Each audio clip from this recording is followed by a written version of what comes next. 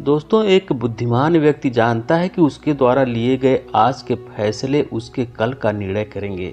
इसलिए वह अपने फैसले हमेशा सोच विचार कर ही लेता है, क्योंकि वह जानता है कि उसके द्वारा लिया गया छोटे से छोटा फैसला सिर्फ उसको नहीं बल्कि उसके आसपास के लोगों को भी प्रभावित करेगा। हमारा जीवन किस प्रकार का होगा, यह सिर्फ हमारे सोचने के नजरिया पर ही निर्भर होता है। उदाहरण के लिए एक छोटी सी कहानी सुनाता हूँ, इसे आप लोग ध्यानपूर्वक सुनिए। एक बहुत ही गरीब व्यक्ति था। उसके पास कुछ भी नहीं था, कोई धन दौलत नहीं थी। उसके पास माता पिता भी अंधे थे और उसकी कोई संतान भी नहीं थी। ऐसा प्रतीत होता था कि पूरी प्रकृति का कहर उसी पर टूट पड़ा हो। अपनी परिस्थितियों से तंग आकर वह पहाड़ों में तपस्या करने के लिए चला जाता है और बहुत सालों तक तपस्या करने के बाद एक दिन भगवान उसको दर्शन देते हैं और उसे कोई भी वरदान मांगने के लिए कहते हैं। अब यहीं पर सबसे बड़ी अड़चन खड़ी हो जाती है कि वरदान उसे एक मांगना था, लेकिन उसकी इच्छाएं तो 3 थी। वह अपने माता पिता की दृष्टि भी चाहता था, धन भी चाहता था और अपने लिए संतान भी चाहता था।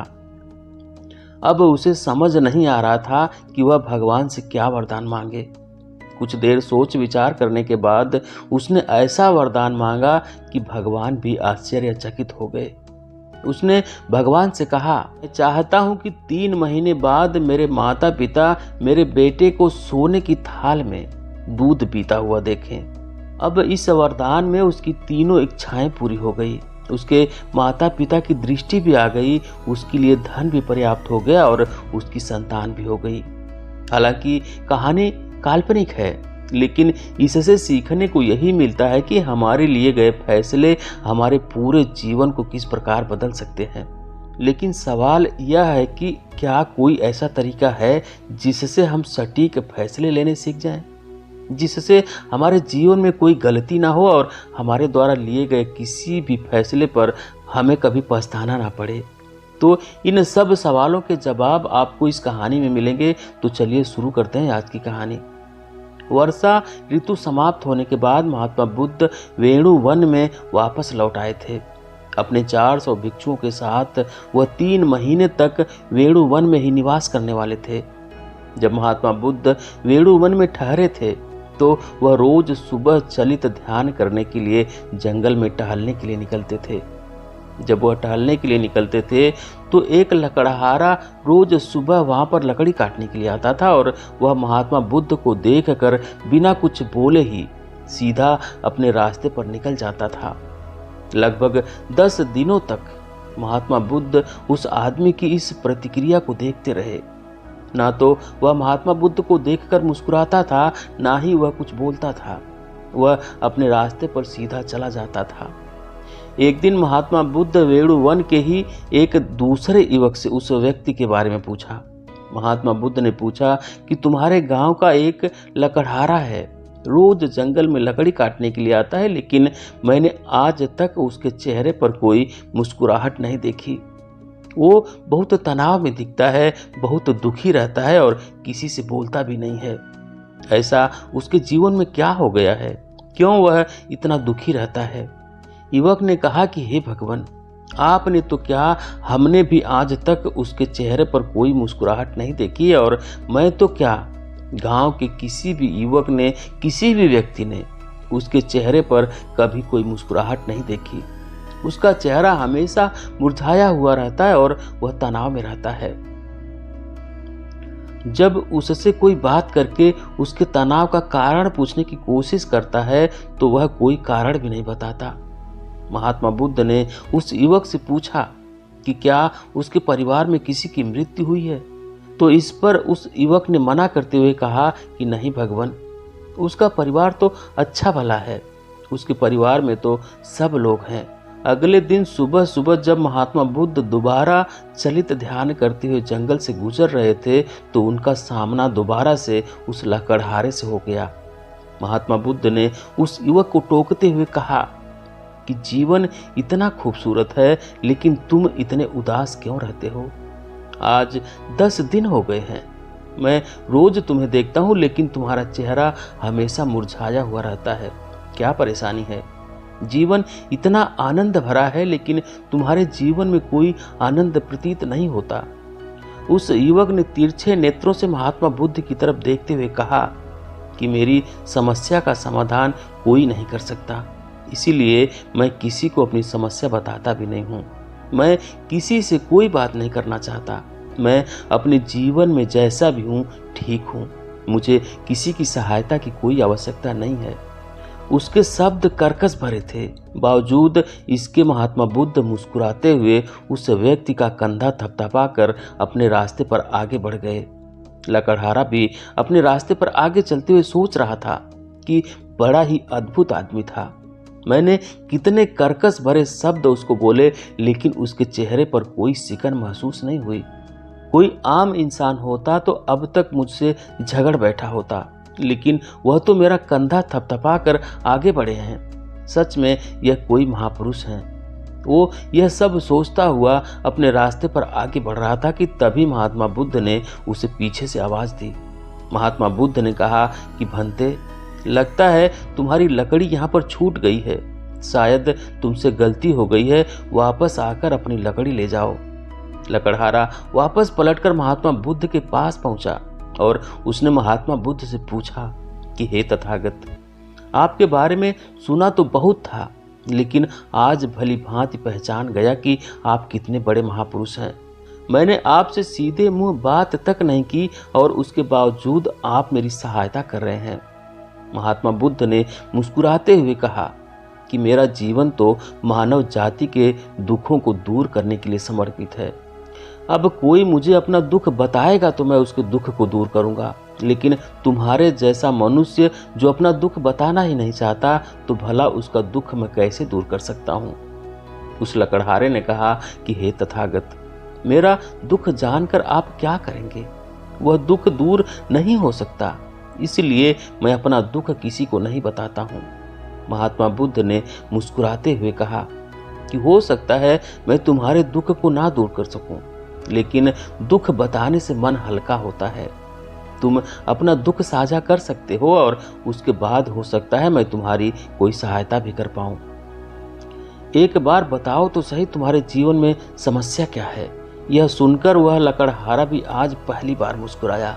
उस लकड़हारे ने कहा कि आप ठीक कहते हैं, लेकिन मैं चाहता हूं कि आप अपना जो भी उपदेश दें मेरे बेटे के सामने दें।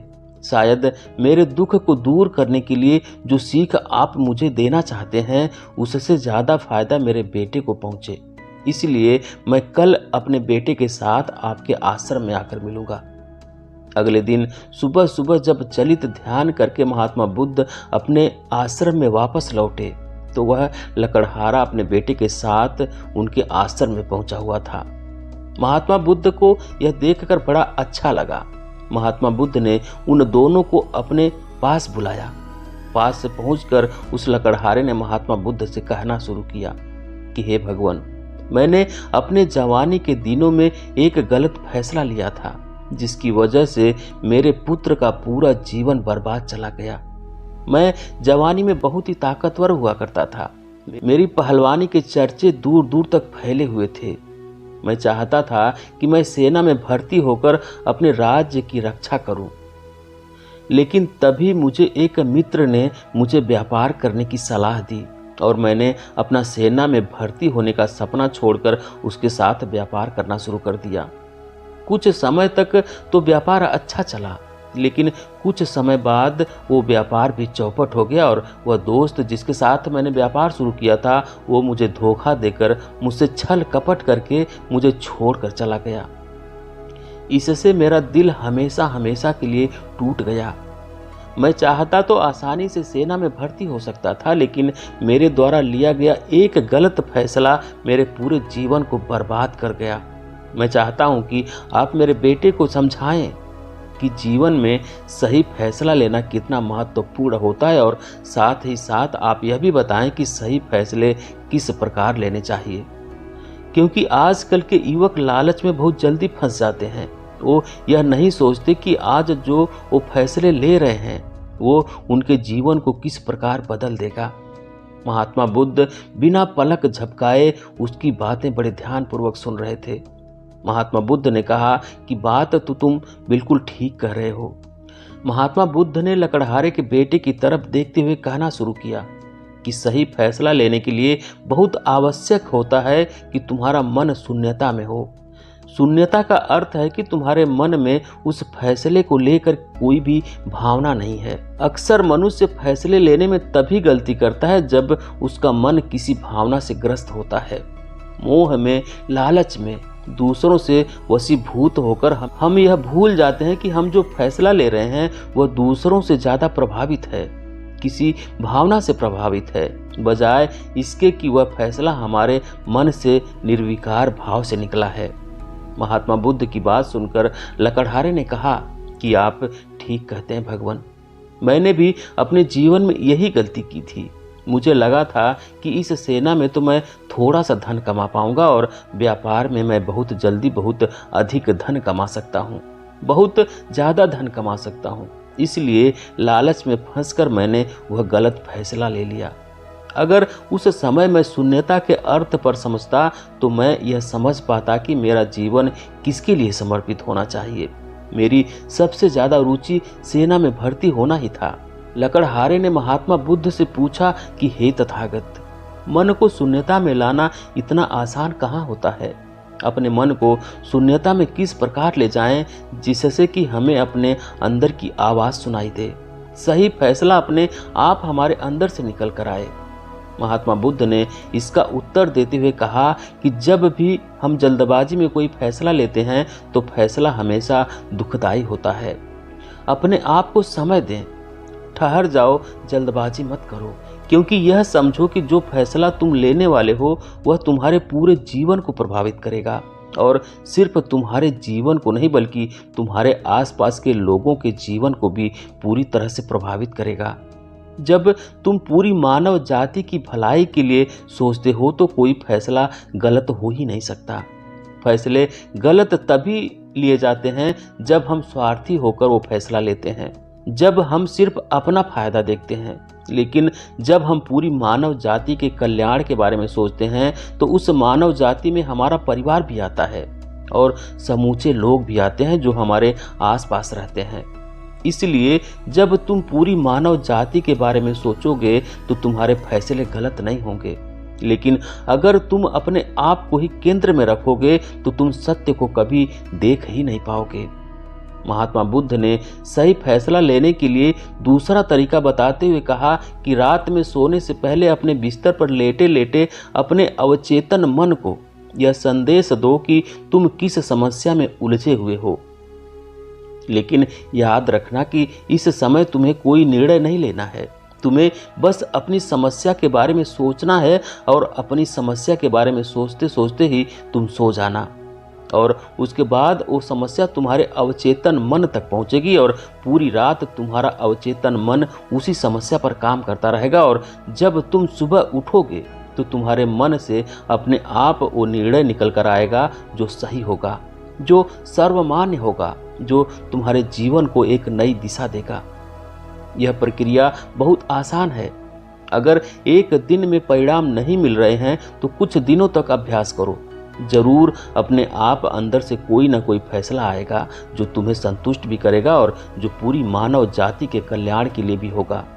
तीसरा तरीका बताते हुए महात्मा बुद्ध ने पूछा कि जरा तुम मुझे यह बताओ कि एक न्यायाधीश किस प्रकार अपना फैसला लेता है। लकड़हारे ने कहा कि तथ्यों के आधार पर। महात्मा बुद्ध ने मुस्कुराते हुए कहा कि तुम्हें भी अपना फैसला न्यायाधीश की तरह लेना है।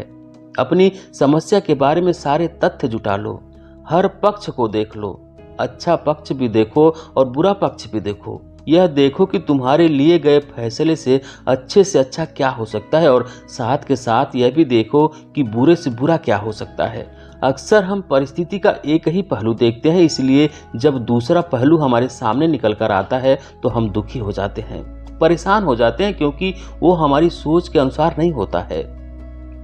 लेकिन जब तुम पहले से ही परिस्थिति का पूरी तरह से आकलन करके रखोगे तो तुम्हें उस परिस्थिति के अच्छे और बुरे परिणाम दोनों पहले से पता होंगे। इसलिए बाद में वो परिस्थिति वो समस्या चाहे कितनी भी कठिन क्यों ना हो, तुम्हें उतना दुख नहीं होगा, क्योंकि तुम पहले से उसके बारे में जानते हो। अगर तुम खुद उस परिस्थिति के बारे में पूरा आकलन नहीं कर पा रहे हो, तो अपने आसपास जो भी बुद्धिमान लोग मौजूद हों, उनसे उस समस्या के बारे में चर्चा करो। वह तुम्हें उस परिस्थिति के बारे में पूरा ज्ञान नहीं देंगे, लेकिन कोई ना कोई पहलू तो वह अपनी सोच के अनुसार तुम्हें जरूर बताएंगे। और इस तरह जब तुम 10-15 लोगों से उस समस्या के बारे में चर्चा कर लोगे, तो तुम्हें उस परिस्थिति का पूरा ज्ञान हो जाएगा और तुम उस परिस्थिति को पूरी तरह से समझकर सही फैसले ले पाओगे। याद रखना, अपने आप को सबसे बुद्धिमान समझने की गलती कभी मत करना। मूर्ख होता है वह इंसान जो अहंकारवश अपने को सबसे बुद्धिमान समझता है। हर मनुष्य को सोचने का एक नजरिया होता है। वह अपना पहलू तुम्हारे सामने रख सकता है, तुम उसे मानो या ना मानो, वह तुम्हारी इच्छा है। लेकिन सबका पहलू जान लो, ताकि कोई भी निर्णय लेने से पहले तुम्हारे दिमाग में उस परिस्थिति का पूरा विवरण हो। महात्मा बुद्ध ने अपनी बात को खत्म करते हुए कहा कि यही कुछ अद्भुत तरीके थे जिनके अनुसार अगर तुम फैसले लेते हो तो तुम्हें जीवन में कभी पछताना नहीं पड़ेगा। वह लकड़हारा महात्मा बुद्ध की बातों से बहुत प्रभावित हो गया। वह महात्मा बुद्ध के चरणों में नतमस्तक हो गया। उसकी आंखों में आंसू थे। महात्मा बुद्ध ने उसको उठाते हुए कहा कि तुम्हारा जीवन तो जैसे बीता वैसे बीता, लेकिन अपने बेटे को हमेशा सही रास्ता दिखाना। इस तरह महात्मा बुद्ध को प्रणाम करके वह लकड़हारा अपने बेटे के साथ अपने गांव वापस लौट आया। आज सारा गांव देख रहा था कि वो लकड़हारा मुस्कुराता हुआ मस्त मंगल अपने रास्ते पर चला जा रहा था। तो दोस्तों, आपको कैसी लगी ये कहानी कमेंट सेक्शन में ज़रूर बताना, और अच्छी लगी हो तो इस चैनल को सब्सक्राइब करके नोटिफिकेशन बेल को ज़रूर प्रेस कर देना। तो मिलते हैं अगली कहानी में, तब तक के लिए अपना ख्याल रखें। धन्यवाद।